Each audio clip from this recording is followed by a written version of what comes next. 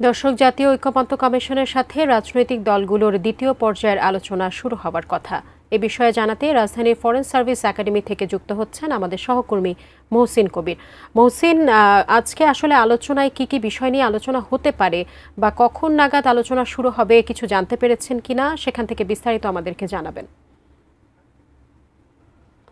রয়েছে দোয়েল মাল্টিপারপাস হল foreign service একাডেমির, সেখানে দেখছি যে প্রস্তুতি চলছে। 11টার সময় বৈঠক হওয়ার কথা ছিল, অনেক দলেরই প্রতিনিধি এসছেন এবং দেখছি যে বিএনপির স্থায়ী কমিটির সদস্য সালাউদ্দিন আহমেদ, তার নেতৃত্বে যে বিএনপির প্রতিনিধি দল তারা এসছেন এবং অন্যান্য যে সকল রাজনৈতিক দল যারা আমন্ত্রিত দল তাদের প্রতিনিধিরা এসে পৌঁছেছেন এবং দু একটি দলের প্রতিনিধি এখনও পৌঁছাননি, সেই ধরনের খবর আমরা পেয়েছি। তবে সবাই আসলে আসছেন এবং আজকে যে বিষয়টি আলোচনা হবে মূলত সংবিধানের আজকে যে আলোচনা, এর আগে জানেন যে প্রধান উপদেষ্টা ডক্টর মোহাম্মদ ইউনূস তিনি উদ্বোধন করেছিলেন 2 তারিখে 2 জুন। ভীষণ এসি নিয়ে এলো মানিব্যাগ গ্যারান্টি অফার। 1 মাস ব্যবহার করে সন্তুষ্ট না হলে সম্পূর্ণ টাকা ফেরত। তারপর আজকে দ্বিতীয় পর্যায়ের এই আলোচনা অনুষ্ঠিত হচ্ছে এবং এখানে যে আলোচনার যে এজেন্ডা রাখা হয়েছে, যেমন সংবিধানের 70 নং অনুচ্ছেদ এবং স্থায়ী কমিটির সভাপতি মনোনয়ন, নারী প্রতিনিধিত্ব এবং দ্বিকক্ষ বিশিষ্ট সংসদ, প্রধান বিচারপতি নিয়োগ প্রক্রিয়া, এই কয়েকটি বিষয় আজকে আলোচনা হবে এবং দলগুলোর যে অবস্থান সেই অবস্থান জানতে চাওয়া হবে, তাদের কি অবস্থান এই সকল বিষয়ে। এবং সংবিধান যে মৌলিক যে বিষয় তার মধ্যে রয়েছে যে সংবিধানের 70 নং অনুচ্ছেদ এবং এর আগে যে সকল বৈঠকগুলো হয়েছে সেখানে সংবিধানের 70 অনুচ্ছেদ নিয়ে দলগুলোর যে অবস্থান, প্রায় প্রত্যেকটি দলের কিন্তু কাছাকাছি অবস্থান। সবাই বলছেন যে 70 নং অনুচ্ছেদে 2টি বিষয় বাদে অন্য বিষয়ে সংসদ সদস্যরা তাদের মতামত প্রকাশ করতে পারবেন। সেই দুটি হচ্ছে যে বাজেট এবং আস্থা ভোট। এই 2টি বিষয় বাদে অন্য যে সকল বিষয় রয়েছে সেই সকল বিষয়গুলো সংসদ সদস্যরা তাদের মতামত জানাতে পারবেন। সেই অবস্থান দলগুলো জানিয়েছিলেন আগেই। আজকে সেটি নিয়ে আলোচনা হবে।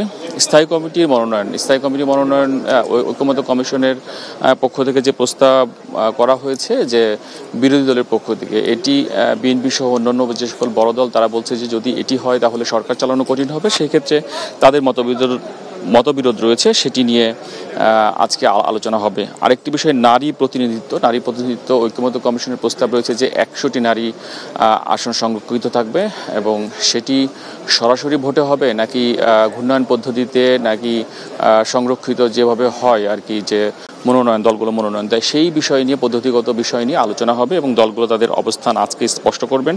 আরেকটি বিষয় যে দ্বিকক্ষ বিশিষ্ট সংসদের বিষয়ে প্রায় বেশিরভাগই দলই একমত।